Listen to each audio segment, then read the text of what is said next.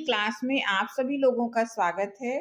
बच्चों, आज हम कक्षा 12 में लाटी कहानी पढ़ेंगे, जिसे शिवानी ने लिखा है। बहुत ही इम्पोर्टेंट कहानी है, परीक्षा में पूछी जाती है। तो आज पूरी कहानी हम इस एक वीडियो में पढ़ने वाले हैं।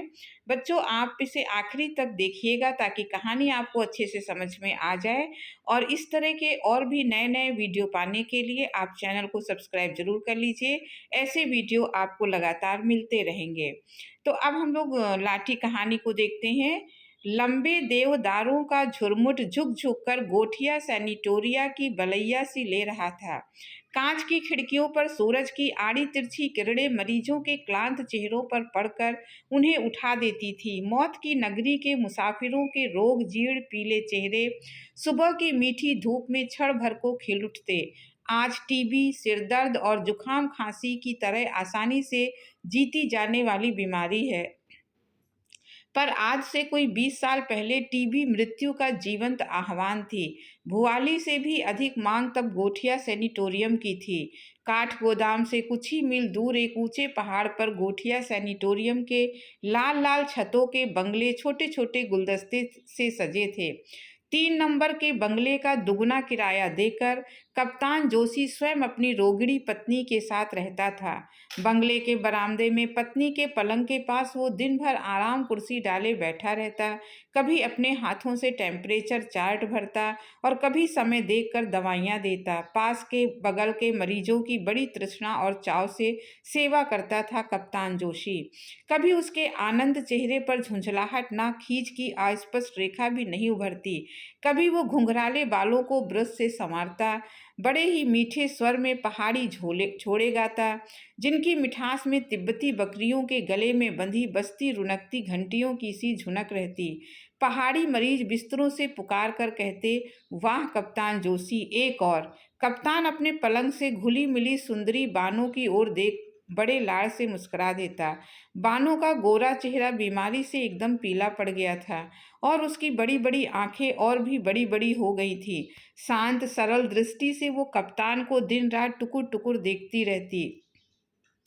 विवाह के 2 वर्ष पश्चात यही उसका वास्तविक हनीमून था, जहाँ ना अम्मा, चाची और ताई के शासन की लगाम थी, ना नई बहू के घूंघट की बंदिश। पिंजड़े की चिड़िया आज़ाद कर दी गई थी, किंतु अब उसके कमजोर डैनों में उड़ने की ताकत नहीं थी। कप्तान उसकी दुर्बल तप्त हथेली को अपनी कसरती मुट्ठी में बड़े प्यार से दबाकर सहलाने लगता तो उसकी सीख सी कलाई कि सोने की चूड़ी सर सर कर कोहनी तक सरक जाती। उन दिनों गोठिया का डॉक्टर एक अधेड़ स्विस था। एक दिन उसने कप्तान को अकेले में बुलाकर कहा, कप्तान तुम अभी जवान हो, ये बीमारी जवानी की भूखी है। मैं देख रहा हूँ तुम जरा भी परहेज नहीं बरतते। मरीज की भूख को दवा से जीतना होगा, मोहब्बत से नहीं।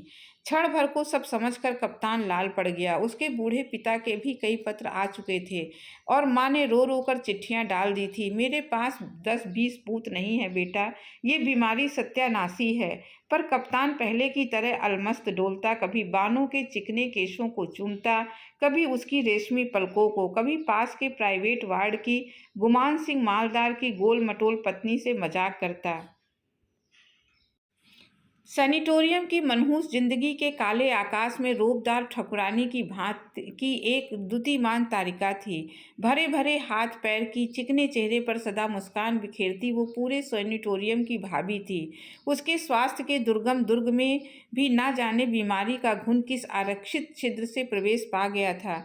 टीबी लगने की पीड़ा से कराहती वो अपनी कदर गलियों का अच्छे भंडार खोल देती। कभी लक्षपति ससुर को लक्ष्य बनाती, हैं हमारे बुढ़ज्जू। आधी कुमाऊं के छत्रपति पर बहू तिथार शमशान को जा रही है तो उनकी बला से दुम उठाकर जिसे देखा वही बज्जात नर से मादा निकला। ऐ शाबाश, क्या पंच के स्टैंडर्ड का सेंस ऑफ ह्यूमर है।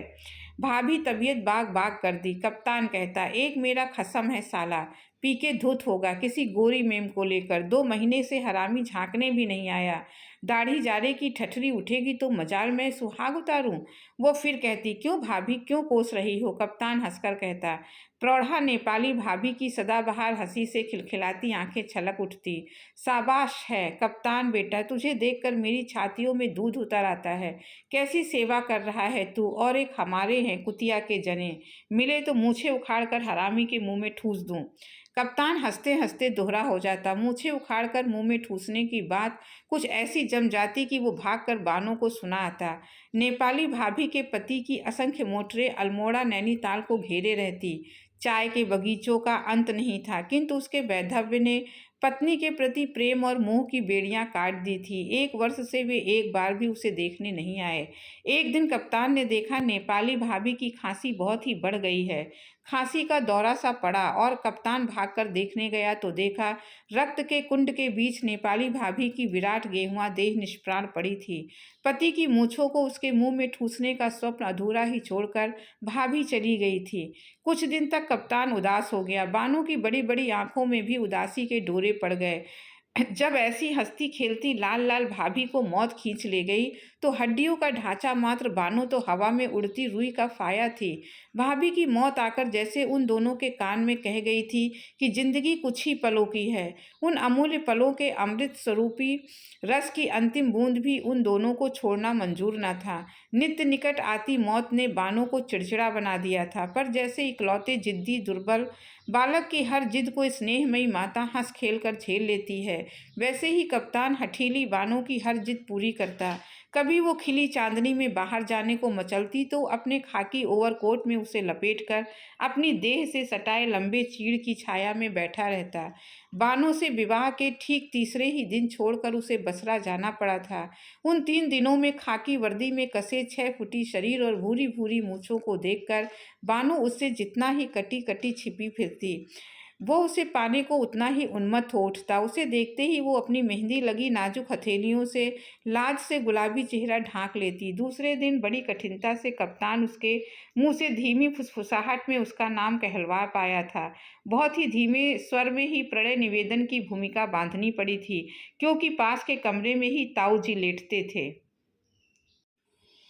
क्या नाम है तुम्हारा? उसकी तीखी ठुड्डी उठाकर कप्तान ने पूछा था। बानो। उसके पहले होठ हिलकर रह गए। राम राम, मुसलमानी नाम? कप्तान ने हंसकर छेड़ दिया। सब यही कहते हैं, मैं क्या करूं? बानू की आंखें छलक उठी। मैं तो तुम्हें छेड़ रहा था, कितना प्यारा नाम है। पहाड़ी नाम भी कोई नाम होते हैं भला? सरूली परूली रमा खस्ती, वो बोला। कितने साल की हो तुम बानू? इस आषाढ़ में मुझे 16वां लगेगा। बानू ऐसे उत्साह से बोली जैसे उसने आधी जिंदगी पार कर ली हो। कप्तान का दिल भर आया। अपनी खिलौने सी बहू को उसने खींचकर हृदय से लगा लिया। पहले वो अपने ताऊ और पिता से सख्त नाराज हो गया था। कहाँ वो ठसकेदार बांका कप्तान और कहाँ हाई स्कूल पास छोकरी को पल्ले बांध कर रख दिया, पर बालिका बानों की सरल आंखों का जादू उस पर चल गया। तीसरे दिन ही उसे बसरा जाना था। कप्तान बानों से विदा लेने गया तो वो कोने में बैठी छालियां कतर रही थी। उसकी पलकें भीगी थी और पति की आहट पाकर उसने घुटनों में सिर डाल दिया। झट से झुककर कप्तान ने उसका माथा चूम लिया। उसका गला भर आया। 3 दिन की ताजी सुंदरी नववधु को इस तरह छोड़कर जाना कप्तान को दुश्मन की गोलीबारी से भी भयंकर लगा। इसके बाद 2 वर्षों तक कप्तान युद्ध की विभीषिका में भटक गया। बर्मा और बसरा के जंगलों में भटक भटक कर उसके साथी वहशी बन गए थे। गंदे अश्लील मजाक करते। फौजी अफसरों में कप्तान ही सबसे छोटी उम्र का था। बर्मा के युद्ध से स्तब्ध सड़कों पर चपल बर्मी रमणियों के कुटिल कटाक्षों का अभाव नहीं था। फिर भी कप्तान अपनी जवानी को दांतों के बीच जीभ से बचाता सेत गया। 2 साल बाद घर पहुंचा तो दुनिया बदल चुकी थी। उन 2 वर्षों में बानों ने 7 नंदों के ताने सुने, भतीजों के कपड़े धोए, ससुर के होज बिने, पहाड़ की नुकीली छतों पर 5 सेर उड़द पीस कर बड़ियां तोड़ी। कभी सुनती उसके पति को जापानियों ने कैद कर लिया है, अब वह कभी नहीं लौटेगा।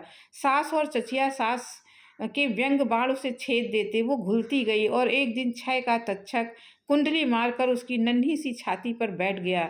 उसे सैनिटोरियम भेज दिया गया था। दूसरे ही दिन कप्तान बानों को देखने चल दिया तो घर वालों के चेहरे लटक गए। गोठिया पहुंचा और एक प्राइवेट वार्ड के बरामदे में लेटी बानों को देखकर उसका कलेजा उछलकर मुंह को आ गया। 2 वर्षों में बानों घिसकर और भी बच्ची बन गई थी।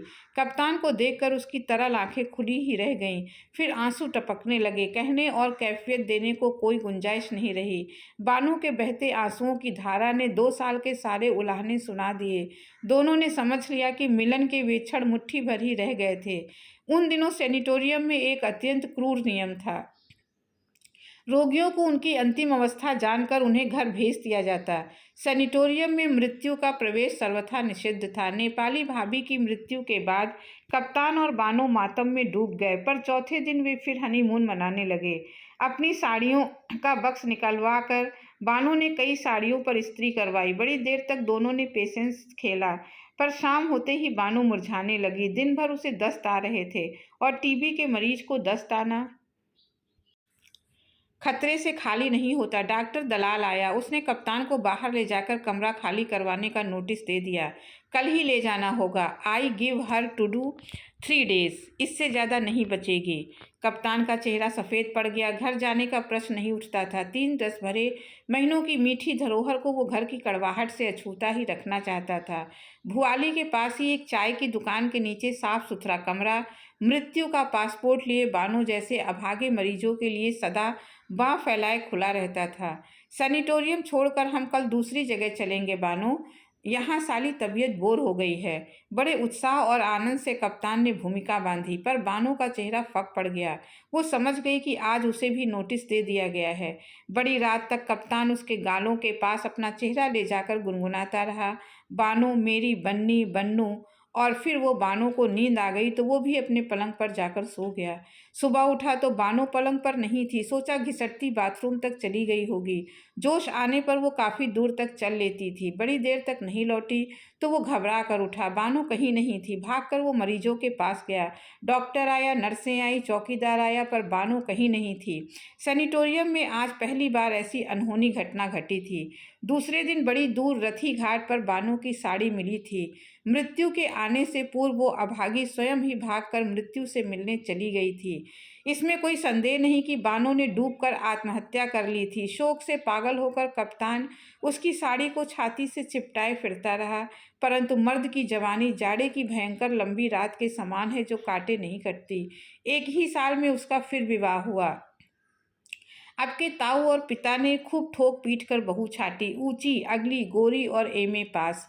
कप्तान की नई पत्नी के पिता थे मेजर जनरल। 40 तमगे लगाकर उन्होंने कन्यादान किया तो कप्तान बेचारा सहम कर रह गया। प्रभा इकलौती लड़की थी, फिर दूजू की बीबी थी जो बादशाह की घोड़ी से कम नहीं होती। उसके 100 नखरे उठाता कप्तान हंसना, खिलखिलाना और मौज मस्तियाँ सब भूल कर रह गया। 4 साल में कप्तान को 2 बेटे और 1 बेटी देकर प्रभा ने धन संचय की ओर ध्यान लगाया। 16 सालों में कप्तान के बैंक बैलेंस में रुपयों और नोटों की मोटी तय जमाकर दोनों नैनीताल घूमने आए। कप्तान की थोड़ी सी तोंद निकल आई थी। चेहरा अभी भी मस्ताना था, पर मूंछों में अब वो ऐंठ नहीं रह गई थी। कनपटी के आसपास बाल सफ़ेद हो चले थे। 2 जवान लड़कों को कमीशन मिल गया था। बेटी मिरांडा हाउस में पढ़ रही थी। नैनीताल आकर कप्तान के दिल में एक टीस सी उठी। काठ गोदाम से चलकर गोठिया दिखा और वो गुमसुम सा हो गया। नैनीताल के ग्रांड होटल में दोनों टिके। प्रभा बोली, चलो डार्लिंग, पहाड़ का इंटीरियर घूमा जाए। भुआली चलें। चिकन सैंडविच, रोस्ट मुर्ग पैक कराकर उसने अपनी फियर गाड़ी भुआली की ओर छोड़ी। बगल में दामी चंदेरी साड़ी और बिना बाहों के ब्लाउज से अपने मांसल शरीर की गोरी दमक बिखेरती प्रभा बैठी। भुआली की एक छोटी सी दुकान देखकर प्रभा ने गाड़ी रुकवा दी। इसी दुकान में आज एकदम पहाड़ी स्टाइल से कलई के गिलास में चाय पियेंगे हनी, वो बोली। कप्तान अब मेजर था। मेजर की डिग्निटी कहाँ जाएगी, वो बोला। भाड़ में, कहकर प्रभा अपनी पेंसिल हील की जूतियाँ चटकाती दुकान में घुस गई। काठ की एक बेंच और धुएं की कालिक से काली पड़ गई थी। उसी को झाड़कर दोनों बैठ गए। पहले कुछ देर को पहाड़ी दुकानदार भौचक सा रह गया। लकड़ी के धुएं से एकदम काली केटली चाय उबल रही थी। खूब गर्म 2 चाय गिलास लाओ प्रधान, मेजर ने पहाड़ी में कहा, और दुकानदार का मुंह खुला ही रह गया। ऐसी अंग्रेजी में बोलने वाला अनोखा जोड़ा पहाड़ी कैसे हो गया, वो सोचने लगा। वह चाय बना ही रहा था कि अलग अलग करते वैष्णियों का दल ने भीतर घुसकर घेर लिया। ओहो गुरु, भलदा भलदा भलदा, कहकर वैष्णियों के हेड ने बड़े प्रभुत्वपूर्ण स्वर में 16 गिलास चाय का ऑर्डर दे दिया। हेड वैष्णवी बड़ी ही मुखर और मर्दानी थी। इसी से शायद मर्दाने स्वर में बोल भी रही थी। सोचा, बामण जीव की ही दुकान की चाय छोरियों को पिलाऊंगी, आज एकादशी है। क्यों नहीं, क्यों नहीं? दुकानदार बोला, अरे लाटी भी आई है? अरे कहाँ जाएगी ये भागी? वैष्णवी ने कहा। प्रभा और मेजर की दृष्टि एक साथ ही लाटी पर पड़ी। कुत्सित बूढ़ी अधेड़ वैष्णवों के बीच में देवांगना सी सुंदरी लाटी अपनी दाढ़िम सी दंत पंक्ति दिखाकर हंस दी। मेजर का शरीर सुन्न पड़ गया, स्वस्थ होकर जैसे साक्षात बानो ही बैठी थी। गालों पर स्वास्थ्य की लालिमा थी, कान तक फैली आंखों में वही तरल स्निग्धता थी और गूंगी जिह्वा पर गूंगापन चेहरे पर फैलकर उसे और भी भोला बना रहा था। हाय, क्या ये गूंगी है? My God, what beauty! Prabha बोली। हाँ सरकार, ये लाटी है, दुकानदार ने कहा, और मेजर के दिल पर आ गिरी भारी पत्थर की चट्टान उठ गई। क्या नाम है जी इसका? प्रभा मुग्ध लाठी को ही देख रही थी। नाम जो होगा वो तो बह गया मेम साहब, अब तो ये लाठी ही इसका नाम है। हेड वैष्णवी ने कहा, हमारे गुरु महाराज को इसकी देह नदी में तैरती मिली, जीभड़ी इसकी कटकर कहीं गिर गई थी। राम जाने कौन था वो, गले में चरयो मंगलसूत्र था, ब्याह हो गया होगा। फिर हमारा गुरु महाराज इसको गुरु मंत्र दिया। भयंकर 6 रोग था, एक एक शेर खून उगलता था, पर गुरु की शरण में आया तो सब रोग ठीक हो गया इसका। लाठी जीभ दिखा। धू धू कर लाठी ने भुवन मोहिनी हंसी हंस दी। जीभ नहीं दिखाई, कुछ नहीं समझती साली, बस खाती है 2.5 शेर, सब भूल गया, हमारा ऑर्डर भी नहीं मानता। असंतुष्ट स्वर में मर्दानी वैष्णवी बोली। ओ माय गॉड, अपने आदमी को भी भूल गई क्या? प्रभा बोली। सो था, जो था सो था, इसको कुछ याद नहीं, खाली फिक फिक कर हंसती है। हरामी, अब प्रभु इसका मालिक है और प्रभु इसका सहारा है। हाँ गुरु, कितना पैसा हुआ? हेड वैष्णवी ने पैसे चुकाए और उसका दल अलख बजाता उठ खड़ा हुआ। लाठी बैठी ही रही। मेजर एकटक उसे देख रहा था। वो ये वही बानो थी जिसे डॉक्टर दलाल और कक्कड़ जैसे प्रसिद्ध विशेषज्ञों की मृत्युंजय औषधियाँ भी स्वस्थ नहीं कर सकी थी। उठ साली लाठी! हेड वैष्णवी ने हल्की सी ठोकर से लाठी को उठाया। एक बार फिर अपनी मधुर हंसी से मेजर का हृदय बींध कर लाठी उठी और दल के पीछे पीछे चल दी। काश उसके भोले चेहरे से गाल सटाकर मेजर कह सकता, मेरी बानो बन्नी बन्नू। शायद उसकी गूंगी जबान के नीचे दबी उसकी गूंगी पिछली जिंदगी बोल उठती। पर मेजर जिंदगी की दौड़ में बहुत आगे निकल आया था। पीछे लौटकर बिछुड़े को लाना सबसे बड़ी मूर्खता होती। 2 जवान बेटे और बेटी, राष्ट्रपति के सहभोजों में चमकती उसकी शानदार दूसरी बीबी, गरीब गूंगी लाठी का आना कैसे सह सके? उठो डार्लिंग, लंच गर्म पानी में करेंगे, प्रभा ने कहा और मेजर उठ खड़ा हुआ। कुछ ही पलों में वो बूढ़ा और खोखला हो गया था। बानो मर गई थी, अब वो लाठी थी, प्रभु उसका मालिक और प्रभु ही उसका सहारा। तो बच्चों, आपको ये कहानी बहुत अच्छे से समझ में आ गई होगी। बहुत ही मार्मिक कहानी है। आपको अच्छा लगा हो तो सब्सक्राइब कीजिएगा। अब अगले वीडियो में फिर किसी टॉपिक के साथ मिलेंगे, तब तक के लिए धन्यवाद।